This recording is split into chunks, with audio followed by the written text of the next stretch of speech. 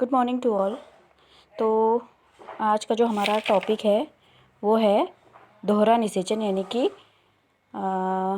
Double fertilisation. ठीक है, उससे पहले लेकिन हम पढ़ेंगे पोलन पिस्टल इंटरेक्शन यानी कि परागकण स्त्री केसर पारस्परिक क्रिया। इसमें हम क्या पढ़ेंगे, जो परागकण है पोलन ग्रेन्स है वो स्त्री केसर के जो वर्तिकाग्र है उस पर कैसे लैंड करते हैं, कैसे एंट्री करते हैं, कैसे आते हैं। ठीक है, तो इसी के अंदर परागकण स्त्री केसर पारस्परिक क्रिया। इससे पहले आपने जो इससे पहले वाली वीडियो में देखा होगा रिप्रोडक्शन इन फ्लावरिंग प्लांट्स जब हम पढ़ रहे थे तो गुरु बीजाणु जनन का निर्माण, तो एक भ्रूण कोष बना था, है ना। भ्रूण कोष में क्या था, बीच में दो सेल्स थी, एक सेल थी उसके दो केंद्रक थे और ऊपर और नीचे उसके अपोजिट साइड में 3 प्रतिमुख कोशिकाएं थी और नीचे 2 सहायक कोशिकाओं के बीच में एक अंड कोशिका थी। तो अब इसी भ्रूण कोष के अंदर हम निषेचन की क्रिया को पढ़ेंगे। तो क्या होता है, पोलन पिस्टल इंटरेक्शन यानी कि पोलन ग्रेन जो है वो सबसे पहले किस में आता है, स्टिग्मा में आता है। स्टिग्मा यानी कि जो वर्तिका है, ये वाला जो हिस्सा है कार्पल स्त्री केसर का, ये इसको क्या करता है, रिसीव करता है, इस पर पोलन क्या है, लैंड करता है। ठीक है, वर्तिका जो होती है इस पर बहुत सारे पोलन ग्रेन क्या करते हैं, लैंड करते हैं, लेकिन सिर्फ एक ही जो है वो भ्रूणकोष के अंदर तक जाता है।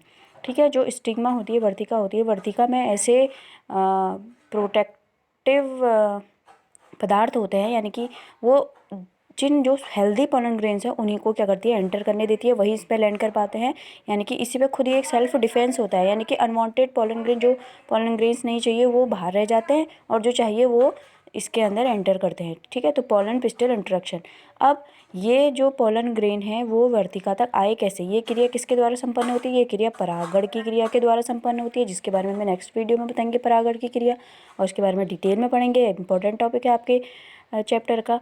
तो पोलन पिस्टल इंटरेक्शन। अब इसके बाद देखो क्या होता है कि जो पोलन ग्रेन है इसके स्ट्रक्चर तुम्हें पहले बताया मैंने, इससे पहले वाली वीडियो में बताया है। देखो उसमें एक एक्साइन है, एक एंटाइन है, एक वेजिटेटिव न्यूक्लियस है, एक बड़ा न्यूक्लियस है जिसको वर्धी केंद्रक कहा और जिस दूसरे को कहते हैं जनरेटिव न्यूक्लियस। ठीक है, जनन केंद्रक। अब ये जो वर्धी सेल है, जो जनरेटिव सेल है, जो जनरेटिव कोशिका वो 2 नर युग्मकों का क्या करती है, निर्माण करती है। और जो ऊपर ट्यूब सेल होती है, बड़ी वाली सेल वर्धी सेल जो होती है वो पराग नली का निर्माण करती है। ठीक है, पराग नली इसको कहाँ लेके जाती है, भ्रूणकोष तक लेके जाती है।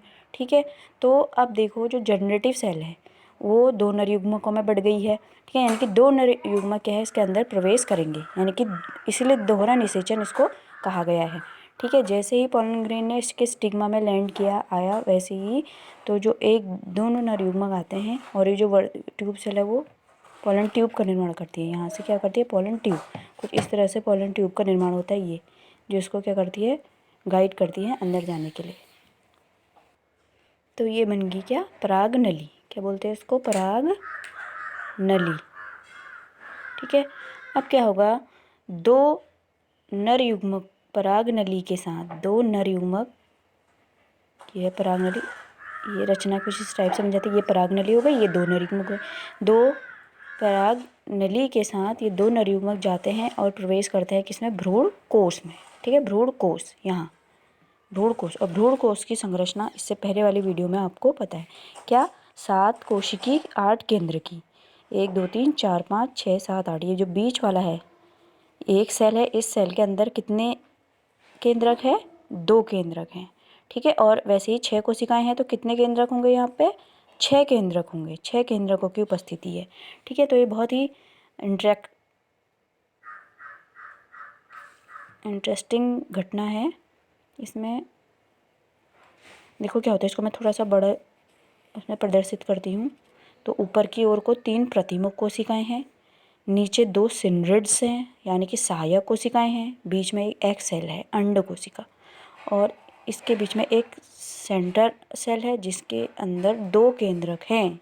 ठीक है, अब 2 पराग कण आ रहे हैं यानी कि 2 नर युग्मक आ रहे हैं। ये जो सिनरिड सेल हैं, यहाँ पे फिलीफॉर्म एपरेटस होता है, ये इसको क्या रास्ता बताते हैं। ठीक है, ये केंद्रक आया, 2 नर युग्मक आए, सॉरी मेल गैमेट आए, एक ने सीधे किसको फ्यूज़ किया, इसको फ्यूज़ करेगा, और दूसरा किसको फ्यूज़ करेगा, एग सेल को, यानी कि एक ने अंड कोशिका को फ्यूज़ किया और एक ने जो केंद्र की कोशिका है उसको फ्यूज़ किया। और केंद्र की कोशिका पहले से ही कौन सी अवस्था में है, द्विगुणित अवस्था में है। क्यों, क्योंकि यहाँ 2 केंद्रक हैं। तो हो गया ना 2 बार निषेचन, एक बार अंड कोशिका के साथ और एक बार ये जो सेकेंडरी सेल है उसके साथ। तो इसीलिए इस को बोलते हैं दोहरा निषेचन। और इसकी खोज किसने की थी? नवाज़चीन। कौन से साइंटिस्ट ने की थी? नवाज़चीन ने की थी। ठीक है, दोहरा निषेचन, एक बार निषेचन यहाँ, एक बार निषेचन यहाँ। तो अब क्या होगा इसमें, यानी कि 2n है, पहले से ये 2n स्थिति में है और यहाँ पर फिर से पहुँच गया एक और परागकण, यानी कि एक नर युग्मक। ठीक है, हैप्लॉइड यानी कि अगुणित। अब ये 2n और 1 मिलकर कितने हो गए? 3n हो गए, यानी कि कितने संलयन? त्रिगुणित संलयन इसको बोलते हैं, त्रिगुणित संलयन।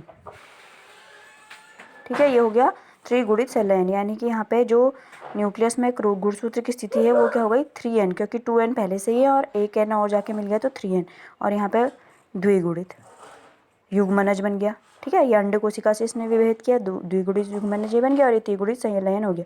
ठीक है, तो द्विगुणित और त्रिगुणित संलयन इसको, और ये क्या है? द्विगुणित संलयन। इससे बनता है युग्मनज, जो आगे जाके भ्रूण का विकास होता है और ये भ्रूण पोष का विकास करेगा।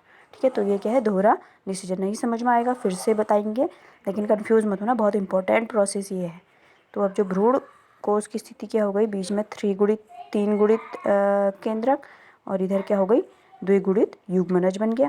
ये सेल जो है खुद ही फिर डिसअपेयर हो जाती है, और ये जो सिनरिज बाद में ये भी डिसअपेयर हो जाती है।